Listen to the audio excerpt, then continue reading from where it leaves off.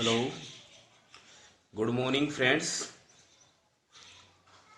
How are you friends? आज हम physics का जो सेकंड चैप्टर है उस सेकंड चैप्टर के हमने इससे पहले 3 पार्ट पढ़ लिए थे। आज सेकंड चैप्टर का चौथा पार्ट हम शुरू करने जा रहे हैं। तो चौथा पार्ट जो है उस चौथे पार्ट में जो क्वेश्चन आएंगे वो सारे इंपॉर्टेंट क्वेश्चन है। मैंने बताया था आपको पहले भी, फर्स्ट चैप्टर के 2 क्वेश्चन और सेकंड चैप्टर के 4 क्वेश्चन आएंगे नेक्स्ट आगे। इनमें से एक बड़ा क्वेश्चन डेफिनेटली आता है बोर्ड की एग्जाम में। तो इम्पोर्टेंट क्वेश्चन है ये। गाउस के नियम के अनुप्रयोग चलेंगे अब हमारे। हमने इससे पहले पिछले पार्ट में गाउस का नियम पढ़ा था। आज हम पढ़ेंगे गाउस के नियम के अनुप्रयोग। और गाउस के नियम के अनुप्रयोग में हमारा पहला अनुप्रयोग आता है नंबर 1। जो नेक्स्ट टॉपिक है वो है अनंत लंबाई के रेखीय आवेशित तार। अनंत लंबाई के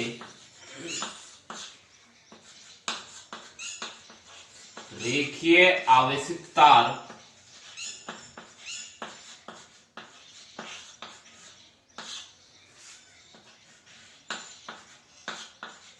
के कारण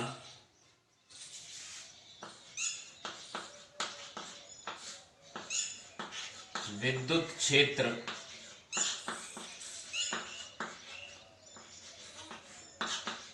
की दिशा एवं तीव्रता। दिशा भी याद करेंगे और क्या याद करेंगे? तीव्रता। ठीक है। अनंत लंबाई का कोई रेखीय आवेशित तार है। उस रेखीय आवेशित तार के कारण हम विद्युत क्षेत्र की दिशा ज्ञात करेंगे कि विद्युत क्षेत्र की दिशा किधर होगी उस तार के कारण, और उसकी तीव्रता कितनी होगी किसी बिंदु पर। तो सबसे पहले हम बात करते हैं दिशा की। किसकी बात करते हैं? दिशा।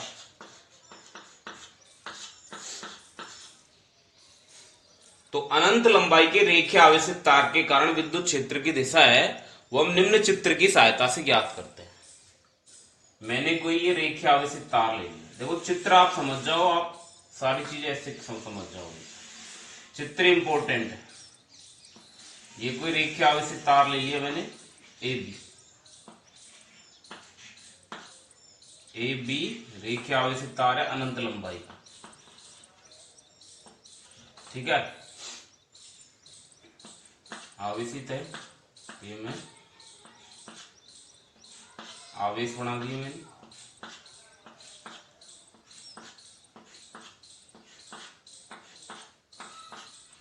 ठीक है,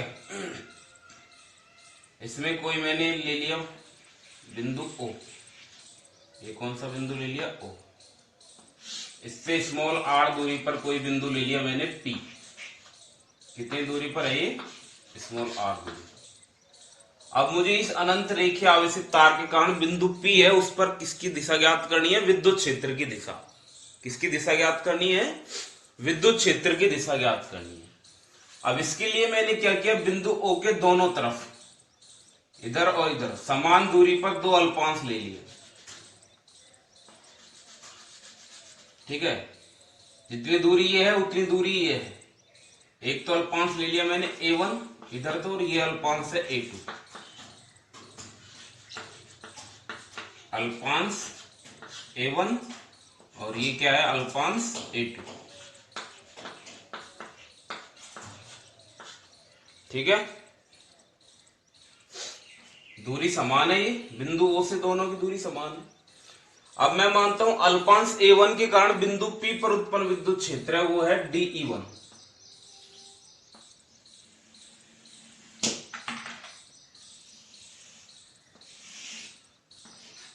क्या है? DE1। इसकी दिशा इधर हो जाएगी, ये बिंदु। इसी प्रकार अल्पांश A2 ये रहा, इसके कारण बिंदु P पर विद्युत क्षेत्र की दिशा क्या हो जाएगी? DE2।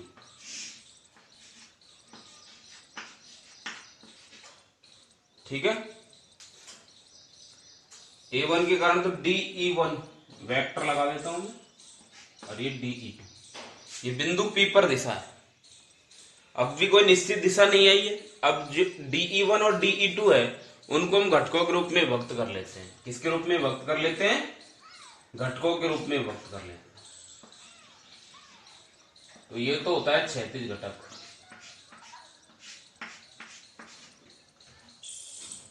ठीक है, अब देखो ये DE2 है, ये इसके साथ कितना कोण बना रहा है? थीटा। तो जिसके साथ कोण बनाता है वो तो क्षैतिज घटक होता है, और इसके लंबवत जो होता है वो ऊर्ध्वाधर घटक होता है। तो DE2 का क्षैतिज घटक क्या हो जाएगा? ये DE2 cos थीटा, और ये हो जाएगा DE2 sin थीटा।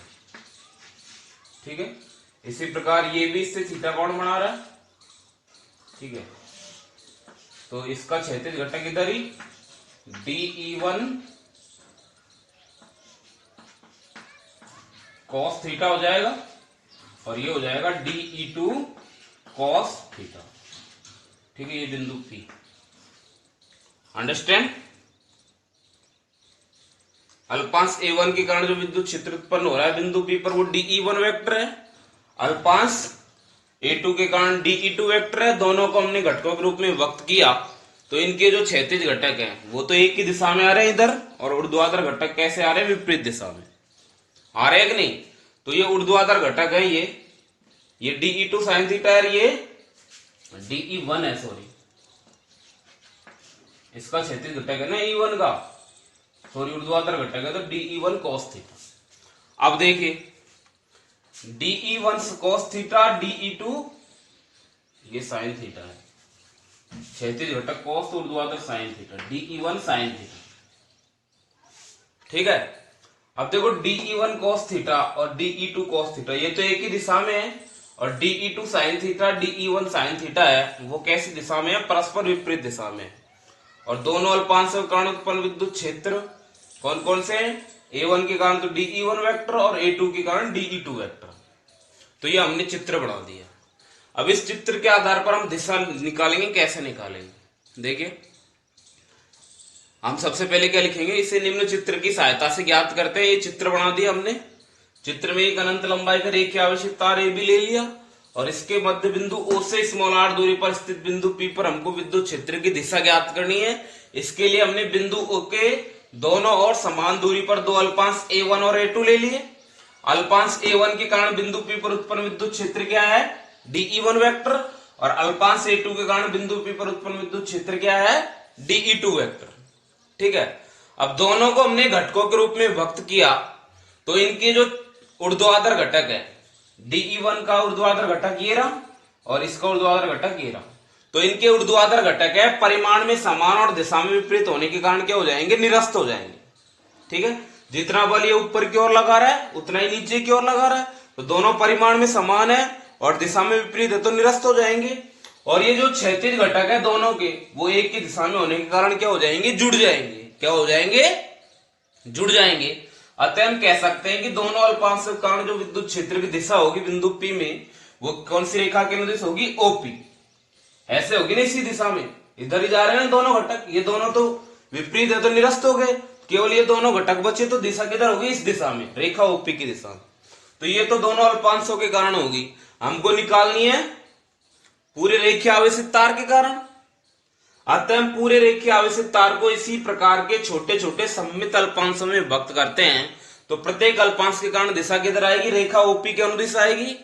अतः हम कह सकते हैं कि रेखीय आवेशित तार के कारण जो विद्युत क्षेत्र की दिशा होती है उस तार के लंबवत, किधर? लंबवत स्थित बिंदु पर, या लंबवत स्थित बिंदु को मिलाने वाली रेखा की कैसी होगी? अनुदिश। अंडरस्टैंड? ये मिलाने वाली रेखा लंबवत है ना इसके, तो इसके अनुदिश होगी वो दिशा। ठीक है, ये दिशा हो गई। अनंत लंबाई की रेखीय आवेशित तार के कारण विद्युत क्षेत्र की दिशा के बारे में आपसे पूछे तो दिशा किधर हो जाएगी? जो रेखीय आवेशित तार है उस तार को मिलाने वाले बिंदु, ये क्या है? जिस बिंदु पर हमको ज्ञात करनी है उसके लंबवत होगी। अंडरस्टैंड? अब हम ज्ञात करते हैं विद्युत क्षेत्र की तीव्रता का व्यंजक। ये तो दिशा हो गई, अब हम ज्ञात करेंगे तीव्रता का व्यंजक।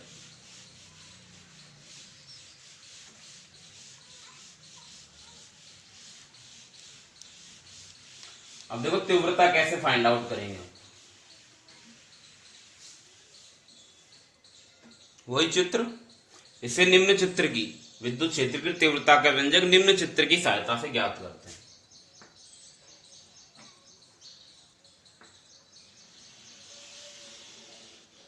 रेखा आवेशित तार है कोई,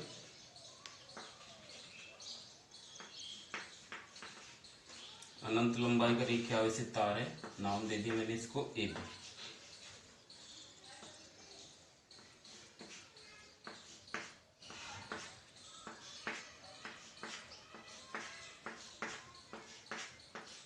ठीक है। यहां तक अब मैंने क्या किया है, इस रेखा आवेशित तार को क्या माना है, अक्ष, अक्ष मानकर एक बेलनाकार गाउसीय पृष्ठ की कल्पना करता हूं।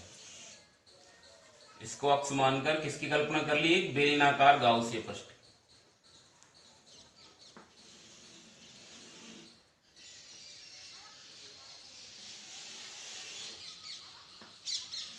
हमने इससे पहले पढ़ा था गाउसीय पृष्ठ कोई सी भी आकृति और आकार का हो सकता है। ठीक है, तो ये हमने एक गाउसीय पृष्ठ मान लिया।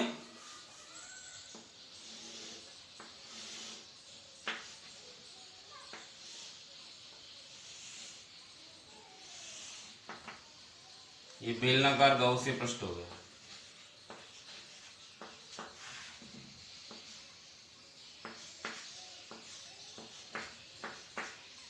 ठीक है,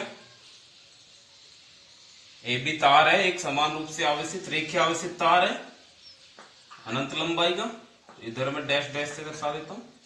और ये कौन सा पृष्ठ हो गया, गाउसीय पृष्ठ। कौन सा पृष्ठ हो गया, गाउसीय पृष्ठ। ठीक है, अब इसको मैं तीन भागों में डिवाइड कर देता हूं इस पृष्ठ। एक भाग तो हो गया ये S1। ठीक है, बेलनाकार जो पृष्ठ होता है उसके तीन भाग होते हैं। ठीक है, एक तो ऊपर वाला ये वृत्ताकार भाग S1, एक नीचे वाला वृत्ताकार भाग S2, और एक ये वक्राकार भाग, जैसे पेन होता है हमारा, ये बेलनाकार है। ठीक है, तो एक भाग तो ऊपर वाला हो गया ये वृत्ताकार भाग ऊपर वाला S1, एक नीचे वाला वृत्ताकार भाग S2, और एक ये वक्राकार भाग S3, ये S3। ठीक है, अब इस रेखीय आवेशित तार के कारण मुझे बिंदु P, ये कोई बिंदु P है, इस पर विद्युत क्षेत्र की तीव्रता ज्ञात करनी है। ठीक है, और इसकी दूरी है, बेलन के केंद्र से जो दूरी है इसकी वो है R। इतनी दूरी मान ली हमने R। अब बिंदु P, ये जो बिंदु P है, इस बिंदु P से संबद्ध विद्युत क्षेत्र की दिशा हमने पढ़ी इधर की ओर होगी। रेखीय आवेशित तार कारण विद्युत क्षेत्र की दिशा इधर की ओर ही होती है, तो विद्युत क्षेत्र की दिशा होगी E वेक्टर इधर की ओर। अब बिंदु P से संबंधित दो अल्पांश क्षेत्रफल है, क्षेत्रफल अल्पांश है, उसकी दिशा किधर हो जाएगी। ये जो क्षेत्रफल हमने पढ़ा था ये S3 जो वक्राकार भाग है, किसी भी जो समतल पृष्ठ की दिशा होती है पृष्ठ के तल के लंबवत किधर की ओर होती है, बाहर की ओर, तो इसकी दिशा किधर हो जाएगी, S3 पृष्ठ की बाहर की ओर, इधर ही हो जाएगी। मैं मान लेता हूं DA वेक्टर। ठीक है, अब इस पृष्ठ की S1 पृष्ठ की बात होगी तो विद्युत क्षेत्र की दिशा तो इधर ही होगी इस पृष्ठ के लिए। ठीक है, E वेक्टर होगी कि नहीं। अब ये जो पृष्ठ है, ये वाला पृष्ठ है ना वृत्ताकार पृष्ठ, और हमने पढ़ा था इसकी दिशा किधर होगी। हमने पढ़ा था कि किसी भी जो सदिश क्षेत्रफल की दिशा होती है पृष्ठ के तल के लंबवत कहां होती है, बाहर की ओर, तो ये बाहर की ओर इधर की ओर हो जाएगी।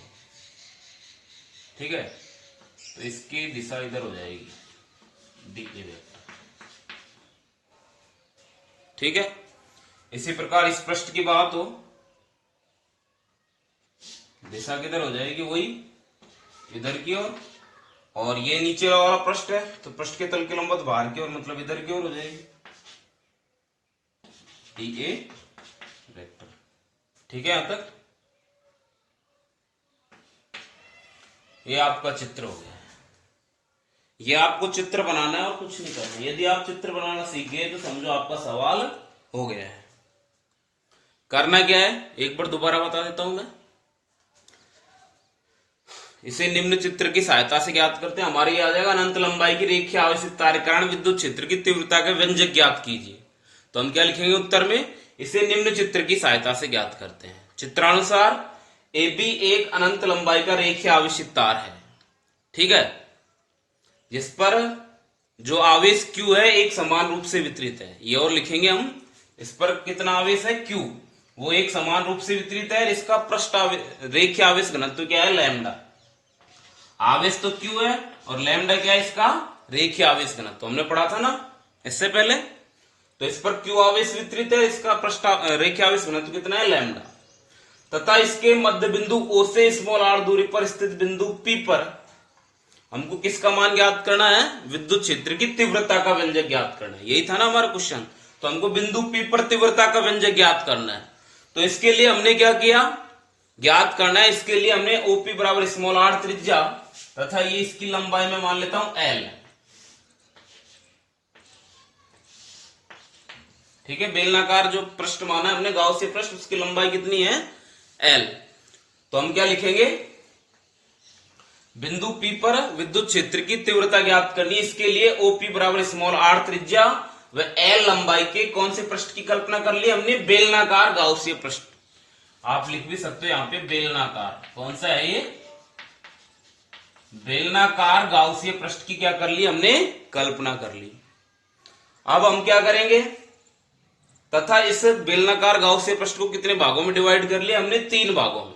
एक तो है ऊपर का वृत्ताकार भाग S1, नीचे का वृत्ताकार भाग S2 और बीच का वृत्ताकार वक्राकार, ये वक्राकार भाग है S3, ठीक है। अब देखिए, अतः गाउसियन पृष्ठ से संबद्ध विद्युत फ्लक्स का सूत्र पढ़ा था हमने, क्या है, गाउसियन पृष्ठ से संबद्ध विद्युत flux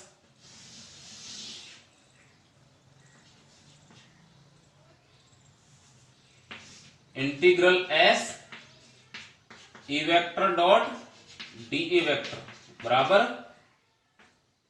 Q upon epsilon not,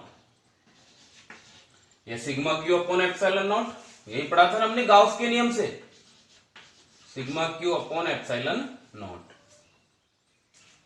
ठीक है। अब हमने पढ़ा कि ये जो रेखीय आवेशित तार उस पर कितना आवेश है, Q आवेश एक समान रूप से वितरित है। तो सिग्मा Q की जगह Q आ जाएगा, या मैं इसको लिख सकता हूं, या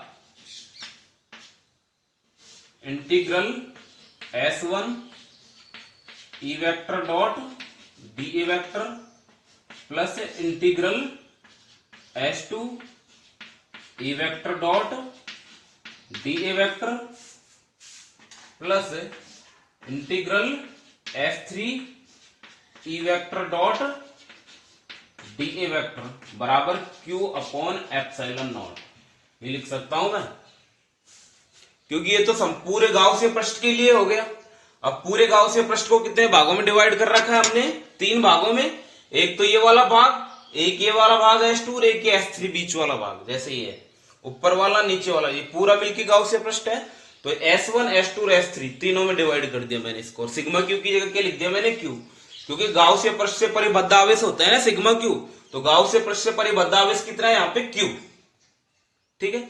ये हो गया, डॉट हटाएंगे तो कॉस थीटा के रूप में आ जाएगा, integral S1 EDA cos theta plus integral S2 EDA cos theta plus integral S3 EDA cos theta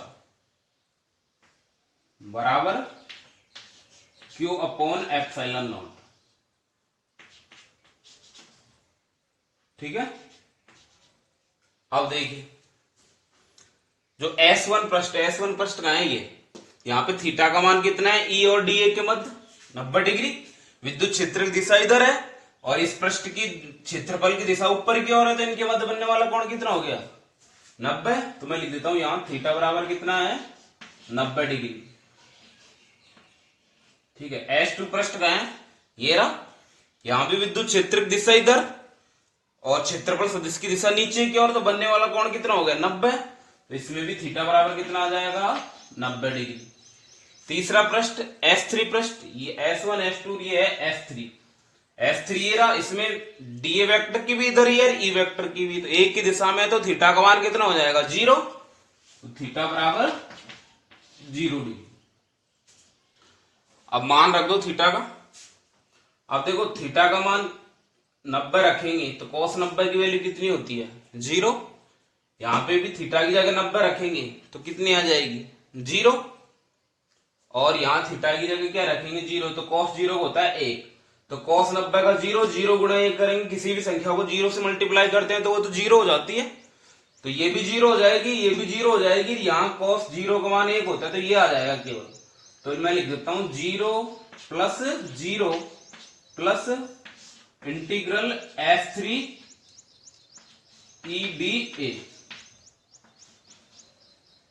बराबर Q अपॉन एप्सिलॉन नॉट। ठीक है यहां तक। अब देखिए, अब यहां पे S1 S2 S3 था ना, तो S1 और S2 तो 0 हो गया, तो मैंने S1 S2 S3 दर्शाने की जरूरत नहीं, केवल ऐसे लिख दूंगा मैं यहां पर, क्योंकि एक से अधिक पृष्ठ होते जब तो हम अलग अलग नाम दर्शा देते, तब केवल एक ही पृष्ठ बचा है ना, तो S दर्शा दिया मैंने। अब देखो जो E है विद्युत क्षेत्र नियत राशि होता है, बाहर आ जाएगा, E इंटीग्रल S dA बराबर Q upon epsilon naught. Equation number कोई सी भी नहीं दिया अभी हमने, तो इसको 1 दे दो। ठीक है यहां तक। अब इंटीग्रल एस डी ए, पूरे का अल्पांश का क्षेत्रफल और इंटीग्रल हो गया, तो पूरे गाउसीय पृष्ठ का क्षेत्रफल। गाउसीय पृष्ठ कैसा है, यहां पे वक्राकार है, सॉरी बेलनाकार है, और बेलन के वक्र पृष्ठ का क्षेत्रफल कितना होता है 2 पाई आर एल। तो यहां क्या हो जाएगा, मिटा देता हूं मैं इसको,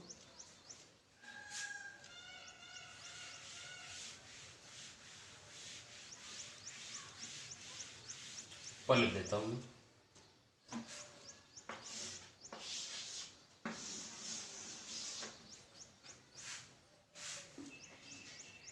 यहां इंटीग्रल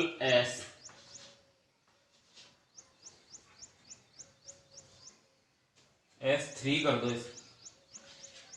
S3 का मतलब ये वक्र पृष्ठ है, ठीक है, और बेलन के वक्र पृष्ठ का क्षेत्रफल क्या होता है 2 pi R L, 2 pi R L, तथा Q बराबर क्या आ जाएगा, हमने इससे पहले पढ़ा था रेखीय आवेश घनत्व, लैम्डा बराबर क्या होता है Q अपॉन L, तो Q बराबर निकालेंगे लैम्डा L है, तथा Q बराबर लैम्डा L है, तो इक्वेशन किससे 1 से, इक्वेशन 1 से क्या आ जाएगा E इंटू E, ऐसे कैसे, इसकी जगह क्या आ जाएगा 2 पाई आर एल बराबर Q की जगह क्या आ जाएगा लैम्डा L बटे एप्सिलॉन नॉट। अब देखो L से L कट जाएगा, E हम निकालेंगे, तो E बराबर lambda upon 2 pi R epsilon naught. Equation number 2। ये क्या आ गया, विद्युत क्षेत्र आ गया, क्या आ गया, ये विद्युत क्षेत्र आ गया, कहां पर बिंदु P पर, बिंदु P पर अनंत रेखीय आवेशित तार के कारण विद्युत क्षेत्र की तीव्रता का व्यंजक आ गया। सदिश रूप में लिखेंगे इसको, तो सदिश रूप में लिखने के लिए क्या करेंगे, वेक्टर लगा देंगे, या मैं इसको लिख सकता हूं, इधर लिख देता हूं मैं यहां, या ई वेक्टर बराबर lambda upon 2 pi R epsilon naught dot R cap. Equation number 3। ठीक है, यहां आर कैप एकांक सदिश, ठीक है, तो ये बिल्कुल सीधा सा है। हमारा क्वेश्चन जो भी था सबसे पहले देखो मैं एक बार दोबारा रिवाइज कर देता हूं। आपको कुछ नहीं करना है, चित्र यदि आपने ढंग से बना लिया तो समझो आपका क्वेश्चन हो गया। हमारा क्वेश्चन था अनंत लंबाई के रेखीय आवेशित तार के कारण विद्युत क्षेत्र की दिशा एवं तीव्रता का व्यंजक ज्ञात करना। तो सबसे पहले दिशा निकाल लेंगे। दिशा में हमने बताया था रेखीय आवेशित तार ले लिया हमने, ठीक है। उसके मध्य बिंदु ओ से बिंदु पी पर हमको विद्युत क्षेत्र की दिशा ज्ञात करनी है। तो ओ से हमने दोनों तरफ क्या कर लिए थे, दो अल्पांश ले लिए थे। दोनों अल्पांश एक A1 और A2, A1 के कारण तो DE1 विद्युत क्षेत्र और A2 के कारण DE2 विद्युत क्षेत्र, ऐसे किया था हमने। अब DE1 और DE2 को घटकों के रूप में व्यक्त कर लिया तो उनके ऊर्ध्वाधर घटक तो नष्ट हो गए, क्षैतिज घटक जुड़ गए। तो दिशा किधर हो गई, ओपी रेखा के अनुदिश। यही पढ़ा था हमने दिशा में। दिशा ज्यादातर कम पूछता है, ज्यादातर यही पूछता है विद्युत क्षेत्र की तीव्रता का व्यंजक। अब देखो व्यंजक क्या है, इसको समझ लीजिए, इंपॉर्टेंट राशि है। तो विद्युत क्षेत्र की तीव्रता का व्यंजक हम निम्न चित्र की सहायता से ज्ञात करते हैं। तो ये चित्र आपको पता होना चाहिए, बस ये चित्र आपने बना दिया तो समझो आपका क्वेश्चन हो गया है, ठीक है। तो निम्न चित्र की सहायता से ज्ञात करते हैं, ये चित्र बना देंगे। चित्र में क्या है, चित्र बनाने के बाद हम लिखेंगे चित्रानुसार। ए बी क्या है, अनंत लंबाई का रेखीय आवेशित तार है। ए बी क्या है, अनंत लंबाई का रेखीय आवेशित तार है जिसके मध्य बिंदु ओ से स्मॉल आर दूरी पर स्थित बिंदु पी पर किसका मान ज्ञात करना है, हमको विद्युत क्षेत्र की तीव्रता का व्यंजक ज्ञात करना है, ठीक है। इसके लिए हमने क्या किया, ओपी बराबर स्मॉल आर त्रिज्या एल लंबाई के एक बेलनाकार गाउसीय पृष्ठ की कल्पना कर ली। किसकी कल्पना कर ली, बेलनाकार गाउसीय पृष्ठ, मैंने लिख रखा है। इसके चारों ओर ओपी बराबर आर त्रिज्या होगी, एल लंबाई की एक बेलनाकार गाउसीय पृष्ठ की क्या कर ली हमने, कल्पना कर ली, ठीक है। ये जो रेखीय आवेशित तार है, इस पर जो आवेश वितरित है वो कितना है, क्यू, और इसका रेखीय आवेश घनत्व कितना है, लैम्डा। और ये जो बेलनाकार गाउसीय पृष्ठ हमने माना था, उस बेलनाकार गाउसीय पृष्ठ को कितने भागों में डिवाइड कर लिया, 3 भागों में। एक तो ऊपर का वृत्ताकार भाग S1, इसमें लिख देंगे इस पृष्ठ में विद्युत क्षेत्र E वेक्टर और सदिश क्षेत्रफल dA वेक्टर कैसे हैं, परस्पर लंबवत। फिर हम लिखेंगे नंबर 2, नीचे का वृत्ताकार भाग S2, इस भाग में भी क्या लिखेंगे, इस भाग में विद्युत क्षेत्र E वेक्टर और सदिश क्षेत्रफल dA वेक्टर क्या है, परस्पर लंबवत। फिर तीसरा लिखेंगे वक्राकार भाग S3, इसमें लिखेंगे बिंदु P इसी भाग में स्थित है तथा इस भाग में विद्युत क्षेत्र E वेक्टर और सदिश क्षेत्रफल dA वेक्टर परस्पर क्या है, एक की दिशा में है, अर्थात इनके मध्य बनने वाला कोण क्या है, 0 डिग्री। ये लिख दिया। फिर ये लिखने के बाद ये जो थ्योरी लिख दी हमने, जो जो हमने चित्र में दे रखा है वो थ्योरी में लिखना है, याद कुछ ही नहीं करना है हमको।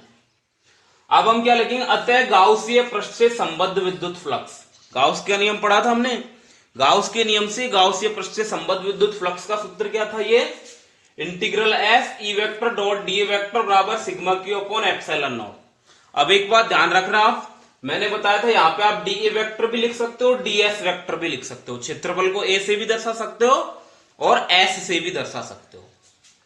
तो गाउस के नियम से गाउसीय पृष्ठ से संबद्ध विद्युत फ्लक्स ये हो गया। यहाँ पे हमने गाउसीय पृष्ठ बेलनाकार माना था ये पूरा, तो ये हो गया यहां तक। अब ये जो गाउसीय पृष्ठ है इसको हमने 3 भागों में डिवाइड कर रखा है, S1, S2 और S3। तो मैंने इसको 3 भागों में डिवाइड कर दिया। यहां तो S पूरा था, अब इसको 3 भागों में, एक तो S1, एक S2 और एक S3, 3 भागों में डिवाइड कर दिया। अब यहां सिग्मा क्यू का मान क्या है, Q। तो क्योंकि यहाँ पे एक समान आवेश क्या माना था हमने, Q आवेश वितरित है पूरे पर, तो सिग्मा क्यू की जगह Q आ गया, Q upon epsilon not. Vector हटाएंगे या डॉट हटाएंगे तो cos थीटा आ जाएगा, EDA cos theta, EDA cos theta, EDA cos theta बराबर Q अपॉन एप्सिलॉन नॉट। अब ये कौन सा भाग है, S1। S1 भाग देखिए कहां है, ये रहा। थीटा का मान कितना है यहाँ पे, ई वेक्टर इधर है, डी वेक्टर इधर है, तो दोनों के मध्य बनने वाला कोण 90 डिग्री। तो यहाँ पे थीटा बराबर 90 डिग्री लिख दिया मैंने। इसी प्रकार S2 भाग कहां है, ये रहा नीचे, ई वेक्टर इधर है, डी वेक्टर नीचे, तो दोनों के मध्य में भी कितना कोण बन रहा है, 90 का, तो थीटा बराबर 90 डिग्री लिख दिया। S3 भाग ये रहा, बिंदु P ये रहा, ई वेक्टर भी इधर ही है, डी वेक्टर भी इधर ही है, दोनों एक की दिशा में है, तो थीटा बराबर कितना आ जाएगा, 0 डिग्री लिख दिया मैंने। अब यहाँ पे ये मान रखेंगे, थीटा का मान 90 है, यहाँ पे 90 है, यहाँ पे 0, तो क्या आएगा देखो, थीटा की जगह 90 रखेंगे तो cos 90 की वैल्यू कितनी होती है? cos 90 की वैल्यू 0 होती है। यहां पे मैंने एक स्टेप शॉर्ट कर दी, डायरेक्ट वैल्यू लिख दी। cos 90 का मान 0 होगा तो ये पूरी स्टेप 0 हो जाएगी, क्योंकि हम जानते हैं किसी भी संख्या को 0 से मल्टीप्लाई करते हैं तो वो 0 ही हो जाती है। तो ये 0 हो गई, इसकी जगह 0 लिख दिया हमने। ऐसे ही यहाँ पे थीटा का मान 90 था, cos 90 की वैल्यू 0 इंटू ये पूरी संख्या को करेंगे 0 आ गया, प्लस यहाँ पे cos थीटा की जगह क्या है 0, तो cos 0 की वैल्यू होती है 1, तो ये वाली राशि ऐसे कैसे आ जाएगी, बराबर Q अपॉन एप्सिलॉन नॉट। अब देखो यहाँ पे E है, वो कौन सी राशि है, नियत, ये बाहर आ जाएगी, इसको हमने बाहर ले लिया, इंटीग्रल S3 dA बराबर Q अपॉन एप्सिलॉन नॉट। अब यहाँ पे इंटीग्रल S3 dA, ये जो मान है वो किसका मान है, वक्र पृष्ठ का क्षेत्रफल है ना ये।